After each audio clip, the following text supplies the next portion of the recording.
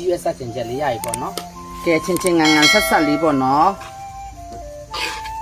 ချင်းငန်ဆက်ပေါ့ကဲမင်္ဂလာပါအမျိုးတို့ရေအန်ဒီဆန်းကလေတခါမှမကြီးရွက်မချက်ပြရတယ်မကြီးရွက်မနည်းရဝဲတယ်မကြီးရွက်ကတော့ကိုယ်တိုင်ကောက်မဟုတ်တော့လေနော်နည်းနည်းပါးပါတော့ဒါတရက်နှစ်ရက်တူကြာတာနေမှာပေါ့ဒီကြားထဲမှာချင်းမောင်တွေလည်းမပြတ်တာနဲ့မချက်တာကဲအဲ့ဒါလေးကိုအန်ဒီဆန်းမှာနော်ခရမ်းညင်သီးလေးလည်းနည်းနည်းထည့်မောအယောင်လေးလာတော့ခရမ်းညင်သီးပါတာပို့လို့စားကောင်းတယ်နော်မကြီးကြီးရကဲဒါမှချက်သွန်ဖြူထည့်ပြီနော်ကဲဒါမှချက်သွန်ဒီလေးထည့်ပြီပေါ့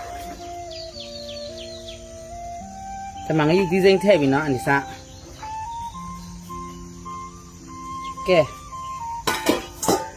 စားထည့်ပြီမပီလေးထည့်မယ်အလွယ်ချက်နီးပေါ့နော်ဒါကတော့ပြီးလို့ချင်းစီလေးထည့်မယ်ပြီးစနုံးမုံလေးထည့်မယ်ပြီးအယောင်တင်မုံလေးထည့်ပါမယ်ပြီးကြတော့ချင်းငရုတ်ကြမ်းပေါ့နော်ငရုတ်ကြမ်းလေးထည့်ပါမယ်မကြီးကြီးချင်းငါစားငပိချက်ပေါ့ကွယ်ငပိနည်းနည်းပြန်ထည့်ပါမယ်လို့ကဲရပါပြီတိုင်းချက်ပါတော့မယ်ကဲအမျိုးတို့ရေအန်တီစားဟင်းကြုံမထည့်ရသေးဘူးနော်ဟင်းကြုံမမေ့ထားခဲ့ပါတယ်အမျိုးတို့ရေအမေ့မှာဆိုလာခဲ့သူများနဲ့ကိုမတူဘူးပြောတယ်မှာပစုံကြောက်ပါထဲဖို့မေ့ထားခဲ့ပါတယ်လို့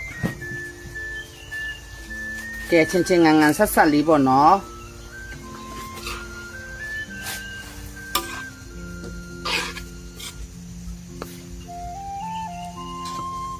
မြေဦးလေးနဲ့ချက်ချင်တာနေစားမြေဦးကြတော့လေအမျိုးတို့မမြင်ပါစိုးလို့လေအနေစားကဲအဲ့လိုလေးတဲထားလိုက်မယ်နော်အမျိုးတို့စီလေးတိုင်းသုံးအောင်ကြည့်ရအောင်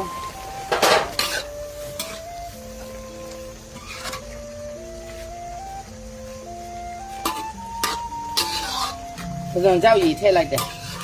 ပစုံကြောက်ကိုစိန်ထားရည်ကဲဆရာနော်စားကြလေးနော်အမပြင်စိမ့်လေးလုပ်ပေးထားသမောင်းဒီကြီးရွယ်အဆက်ချက်ပေါ့နော်ကောင်းမှကောင်းချင်းငန်စပ်ပေါ့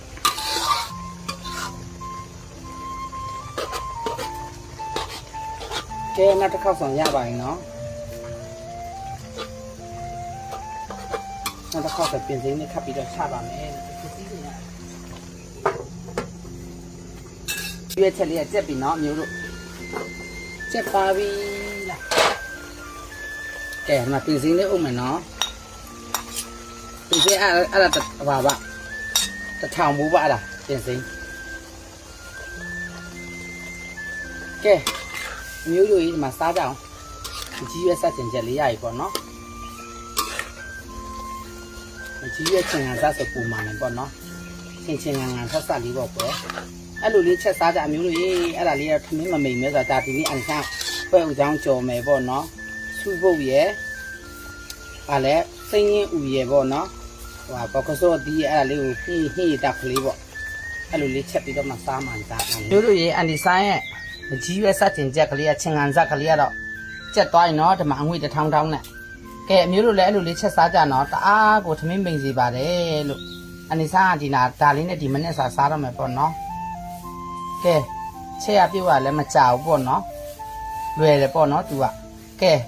အားလုံးနေကောင်းချမ်းပါပြီထမင်းမိန်ကြပါစေတဘာဝကပ်ပြီးအမျိုးမျိုးမှလည်းကင်းဝေးကြပါစေလို့အန်တီဆာဆုတောင်းမေတ္တာပို့သလိုက်ပါတယ်အမျိုးတို့ရေ